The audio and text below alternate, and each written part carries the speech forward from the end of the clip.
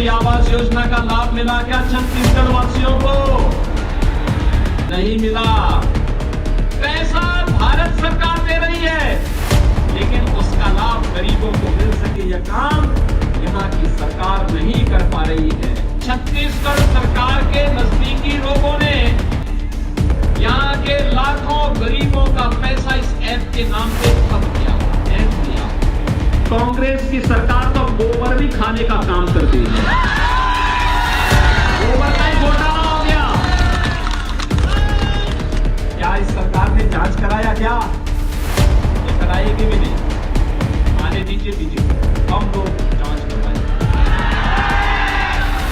ये राम भक्तों पर लाठी और गोली चलाने वाली सरकार, ये सरकार नहीं, ये तो समस्या है। आपने देखा होगा यूपी में गुंडों को कैसे सजा होती है। देखते हैं ना, कैसा लगता है आपको? अच्छा लगता है ना? ऐसे ही जो गरीब के हक पर डकैती डालेगा उसकी सजा तो वही होनी चाहिए। इस बेबसी से कि हम अंदर को नहीं मिलिस, आप लोग मिलिस का इससे उभरना पड़ेगा। उसने नहीं दिया, उसने हमारे हक पे डाका डाला है, उसको वोट देने का काम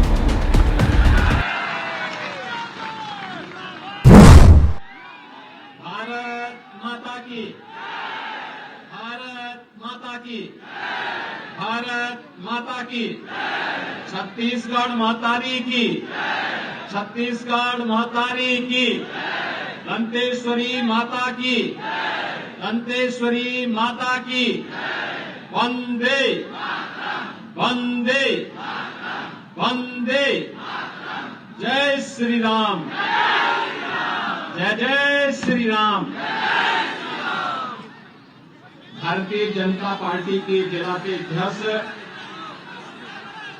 श्री धनीराम वारसी जी, विधानसभा के लोकप्रिय प्रत्याशी श्री स्वयं मुकाजे, माननीय विधायक देवघर श्री नारायण दास जी, जिला प्रभारी श्रीमती ओजस्वी मांडवी जी, विधानसभा प्रभारी श्री सुधीर पांडे जी, प्रशांत कुमार मंडल जी, अरुण सिंह भदौरिया जी, होकाराम मरकाम जी, नूपुर वैदिक जी, आज के इस कार्यक्रम में उपस्थित भारतीय जनता पार्टी के सभी वरिष्ठ पदाधिकारीगण, इस चुनावी सभा में उपस्थित सुकमा विधानसभा क्षेत्र से जुड़े हुए सभी उपस्थित भाइयों और बहनों, छत्तीसगढ़ विधानसभा चुनाव के प्रथम चरण में कभी प्रभु श्री राम के दंडकारण्य के वनवास के दौरान के सबसे अभिष्ट और अभिन्न सहयोगियों की वर्तमान पीढ़ी के साथ आज छत्तीसगढ़ विधानसभा चुनाव के संबंध में संवाद बनाने का मुझे अवसर प्राप्त हुआ है। मैं बस्तर, सुकमा, कोटा और इस क्षेत्र से जुड़े हुए आप सभी बंधुओं का हृदय से अभिनंदन करता हूं, इस धरा को नमन करता हूं। वैसे भी छत्तीसगढ़ जन को उत्तर प्रदेश के प्रत्येक नागरिक के लिए बहुत महत्व रखता है। महत्व इस बात के लिए रखता है, प्रभु श्री राम की जो मां थी, माता कौशल्या, और छत्तीसगढ़ की ही रहने वाली थी, यानी भगवान राम का ननियाल है छत्तीसगढ़। और इसीलिए भगवान ने जब 14 वर्ष के वनवास के दौरान कहां रहना है, तो उस दौरान उन्होंने किसी एक धरती को चुना था, तो चित्रकूट से लेकर के छत्तीसगढ़ से लेकर के और इस पूरे बस्तर और दंडकारण्य की इस पूरी भूमि को ही उन्होंने अपने वनवास काल के दौरान की सबसे उपयुक्त भूमि समझा था। भाइयों बहनों, हजारों वर्षों की विरासत आपके साथ में है और प्रभु की ही कृपा है कि प्राकृतिक संसाधनों से भरपूर ये क्षेत्र एक और आपके संघर्ष की गाथा को, आपके पूर्वजों के संघर्ष की गाथा को हम सबके सामने प्रस्तुत करती है। लेकिन दूसरी ओर जिन लोगों की निगाहें इस प्राकृतिक धनी प्राकृतिक संपदा पर है, वे यहां पर माफिया राज, अपराध और नक्सलवाद को बढ़ावा देकर के यहां के सामाजिक ताने बाने को छिन्न भिन्न करके, यहां असुरक्षा का वातावरण पैदा करके यहां के नौजवानों और यहां के नागरिकों के बीच में, भोले भाले नागरिकों के बीच में, वनवासी आदिवासियों के बीच में अविश्वास की स्थिति पैदा करके उन्हें गुमराह करने का प्रयास भी कर रहे हैं। ये कोई नई बात नहीं है, ये प्राचीन काल से ही ये चीजें चली आ रही है। लेकिन भगवान राम ने त्रेता युग में इस पूरी धरती को राक्षस विहीन करने का काम किया था और आज तो हमारा सौभाग्य होना चाहिए कि भगवान राम की पावन जन्म भूमि पर 500 वर्षों के इंतजार के बाद आज भगवान राम का भव्य मंदिर का निर्माण हो रहा है और जनवरी में प्रधानमंत्री मोदी जी के कार्यक्रमों से रामलला अपने पावन मंदिर में विराजमान होंगे। तो उस समय उत्तर प्रदेश और देश के ज्यादा खुशी तो छत्तीसगढ़ वासियों को होनी चाहिए, क्योंकि भगवान राम का ननिहाल जो छत्तीसगढ़ है। और इसीलिए आज मैं आपके पास आया हूं आपसे कहने के लिए कि अयोध्या में राम मंदिर का निर्माण भारत के अंदर राम राज्य की उद्घोषणा की शुरुआत है।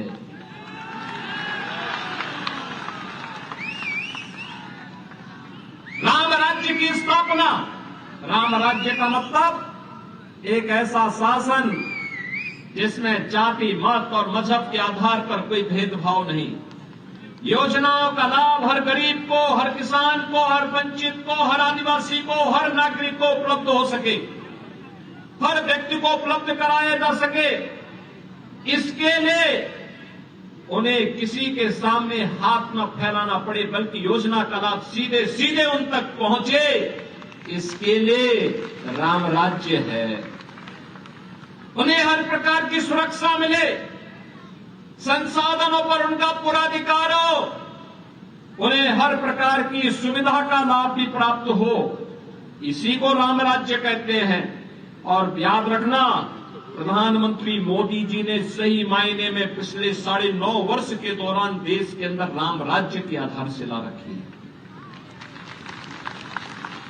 मकान सबको, प्रधानमंत्री आवास योजना में देश के अंदर 4 करोड़ लोगों को आवास की सुविधा प्रधानमंत्री जी ने पैसा उपलब्ध करवाया।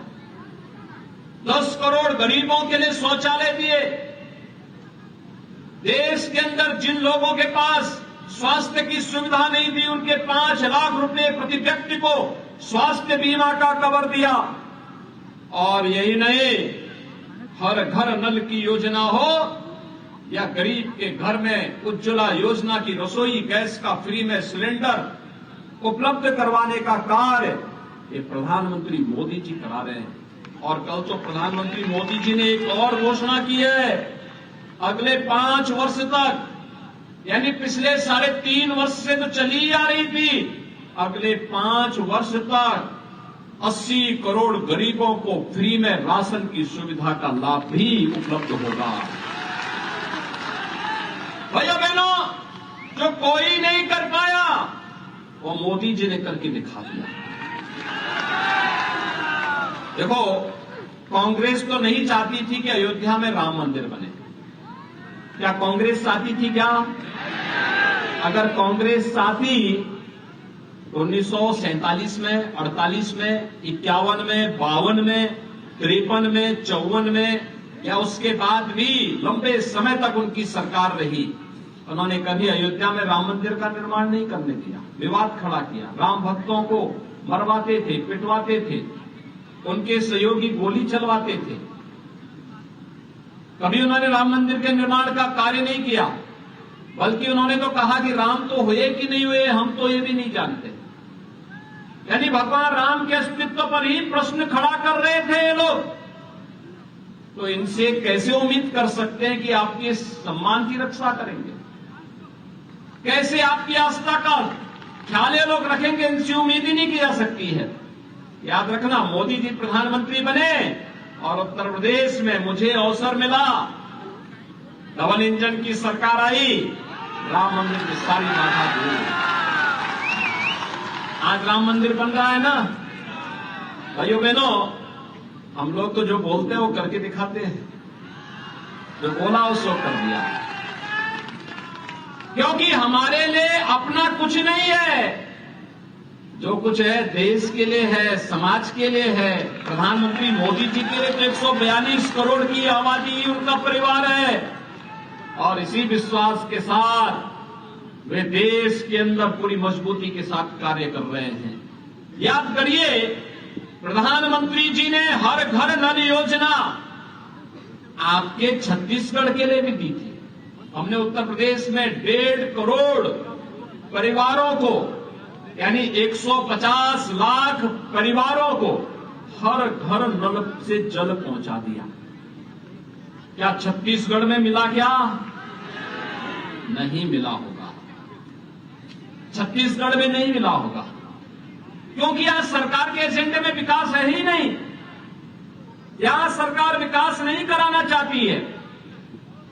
वह तो पैसा जो दिल्ली से मोदी जी भेजते हैं, कांग्रेस की सरकार अपने संस्कारों के अनुरूप उस पैसे को चुपचाप अपने आकाओं को भेज देती है। वो गरीब को नहीं पहुंचती है, कमजोर को नहीं पहुंचती है। वह पैसा तो उस चंद कांग्रेसियों के जेब में चला जाता है, उनके परिवार के लोग बंदर बांट कर देते हैं। वे पैसे का लाभ आपको नहीं देते।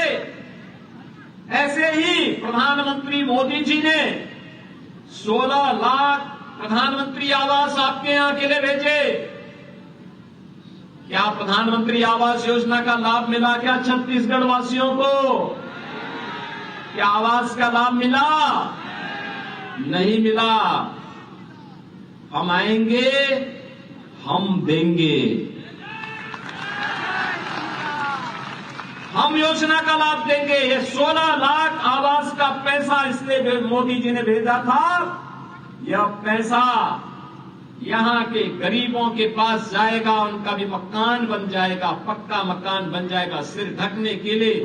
किसी भी मौसम में, सर्दी, गर्मी, बरसात में वे लोग भी प्राकृतिक आपदा से बच करके अपने बच्चों को पढ़ा सकेंगे, अपने जीवन को खुशहाल कर पाएंगे।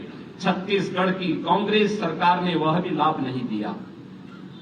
भाइयों बहनों, पैसा भारत सरकार दे रही है, लेकिन उसका लाभ गरीबों को मिल सके यह काम यहां की सरकार नहीं कर पा रही है। और भाइयों बहनों, इसीलिए मैं कह रहा हूं कि आज यहां का गरीब एक ही बात पूछता है, एक ही प्रश्न करता है।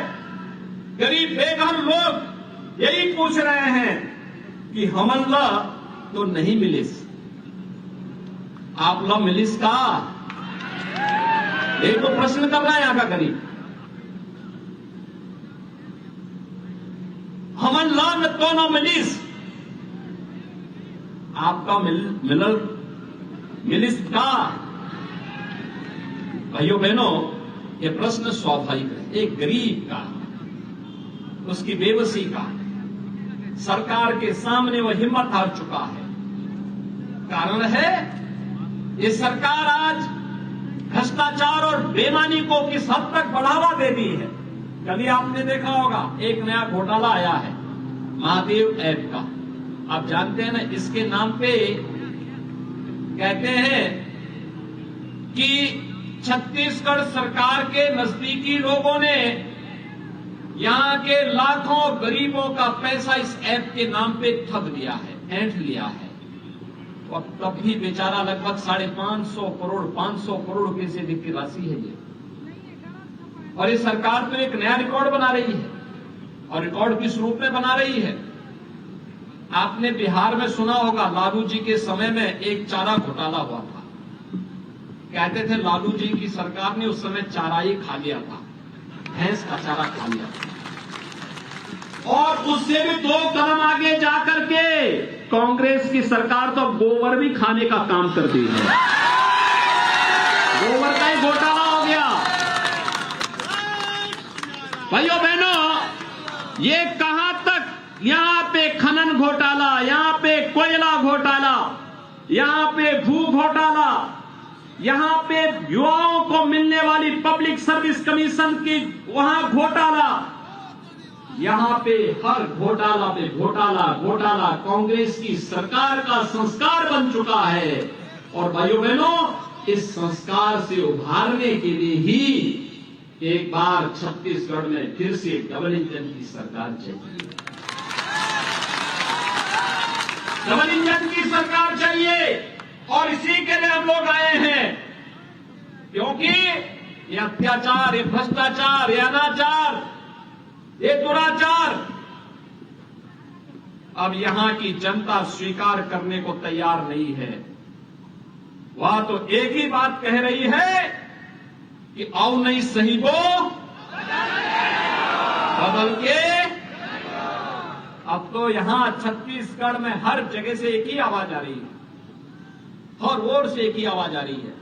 मैं कल भी छत्तीसगढ़ में कई जनसभाओं को संबोधित किया, एक ही आवाज हर एक जगह से, क्योंकि ये राम भक्तों पर लाठी और गोली चलाने वाली सरकार है। यह सरकार यहां के नागरिकों के आस्था के साथ खिलवाड़ करती है। यूपी में भी जब तक भाजपा नहीं थी ऐसे ही होता था, वहां कावड़ यात्रा नहीं निकालने देते थे, वहां पर पर्व और त्योहार नहीं मनाने देते थे। आज उत्तर प्रदेश में ऐसा कोई रोक नहीं। आज तो आप कभी गाजियाबाद से हरिद्वार के बीच कावड़ यात्रा में जाएंगे, 4 करोड़ लोग भाग लेते हैं, उसमें 4 करोड़ लोग, और उनको हम डीजे भी बजाने की छूट देते हैं, शंख भी, घंटा भी, घड़ियाल भी बजाओ खूब, और हेलीकॉप्टर से उनपे पुष्प वर्षा भी कर देते हैं। वहां कोई रोक नहीं है। यहां की सरकार 16 लाख गरीबों को मकान नहीं दे पाई। मोदी जी के द्वारा भेजे गए हम लोगों ने 55 लाख गरीबों को एक एक आवास दे दिया, 55 लाख गरीबों को इसी जिले में। भाइयों बहनों, सरकार की नीयत साफ होनी चाहिए। अपने आप की नियंत्रण सब कुछ देता है। एक गरीब बेबस नहीं होना चाहिए, उसके चेहरे पर लाचारी नहीं झलकनी चाहिए। एक गुंडा, एक माफिया एक गरीब को जबरन उसकी संपत्ति पर, उसकी प्रॉपर्टी पर, उसके हक पर डकैती डालने की छूट नहीं दी जानी चाहिए। किसी अपराधी को, किसी माफिया को, किसी बेटी और किसी बहन पर हाथ डालने की छूट नहीं देनी चाहिए। और अगर कोई डालता है तो सरकार की सख्ती उतनी कठोरता पूर्वक सामने आनी चाहिए। यहां की सरकार लव जिहाद के मुद्दे पर मौन है, धर्मांतरण की गतिविधियों पर मौन है, उन्हें प्रश्रय देती है, उन्हें हर प्रकार से प्रोत्साहित करती है। ये सरकार नहीं, ये तो समस्या है। कांग्रेस अपने आप में एक समस्या बन चुकी है, और इस समस्या से जितनी जल्दी आप मुक्ति पा सकेंगे भाइयों बहनों, छत्तीसगढ़ के सपने को साकार करने में मदद मिलेगी। याद रखिए, पूर्व प्रधानमंत्री सदैव अटल बिहारी वाजपेयी जी ने छत्तीसगढ़ के निर्माण की और आपकी आकांक्षाओं की पूर्ति के लिए छत्तीसगढ़ को बनाया था।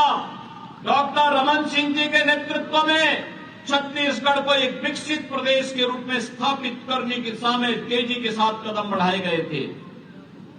लेकिन मात्र 5 वर्ष में ही कांग्रेस ने सारे के सारे सपने धूल दूषित कर दिए। और इसीलिए आज हम सब आए हैं आपसे कहने के लिए, भाइयों बहनों, आज हम इसीलिए आपसे कहने के लिए हैं, ये जितनी भी घोटाले इस सरकार ने किए हैं, पब्लिक सर्विस कमीशन का गोबर घोटाला, कोयला घोटाला, खनन घोटाला, क्या इस सरकार ने जांच कराया? क्या ये कराएगी भी नहीं। आने दीजिए बीजेपी को, हम लोग जांच करवाएंगे।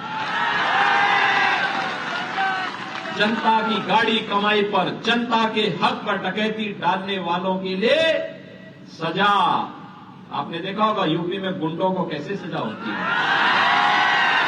देखते हैं ना, देखते हैं ना। कैसा लगता है आपको? अच्छा लगता है ना? ऐसे ही जो गरीब के हक पर डकैती डालेगा उसकी सजा तो वही होनी चाहिए।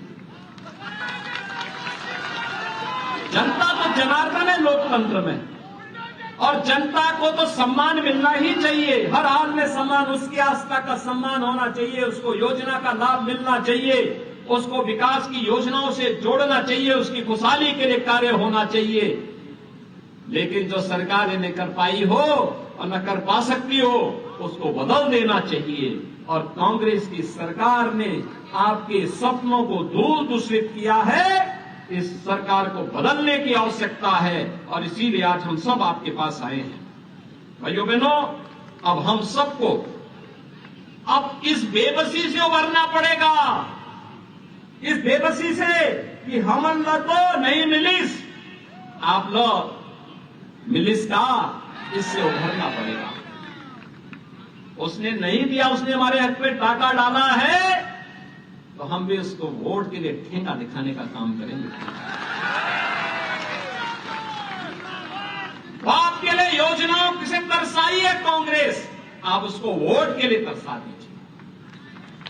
उसने पेयजल के लिए, शुद्ध पेयजल के लिए आपको तरसाया है, आप उसको वोट के लिए तरसाइए। और इसीलिए हमारा संकल्प एक ही होना चाहिए, अब न सही वो बदल के, अब न सही वो। और भाइयों बहनों, इसीलिए आज हम सब आपके पास आए हैं आपसे कहने के लिए, भारतीय जनता पार्टी ने आपके बीच में कोटा विधानसभा क्षेत्र से एक बहुत सुयोग्य कार्यकर्ता को आपका प्रत्याशी बनाकर उतारा है। भाइयों बहनों, स्वयं मौका, भोला भाला, अनुसूचित जनजाति का एक समर्पित कार्यकर्ता, पूरा जीवन समर्पित कर दिया इस विचारधारा के लिए, आपके हकों के लिए कार्य करते हुए, कांग्रेस की अराजकता के खिलाफ लड़ते हुए, इस क्षेत्र के विकास के लिए जो सपने देखे हैं, जिन सपनों को प्रधानमंत्री मोदी जी के नेतृत्व में जमीनी धरातल पर उतारना है, इसके लिए तमाम योजनाओं की आधारशिला प्रधानमंत्री मोदी जी के कर कमलों से यहां पर हुई है। और इसलिए हम आज आपसे कहने के लिए आए हैं, छत्तीसगढ़ को बनाया है भारतीय जनता पार्टी ने, तो संवारेगी भी भारतीय जनता पार्टी। हमने बनाया है, हम ही संवारेंगे। हमने बनाया है, हम ही संवारेंगे।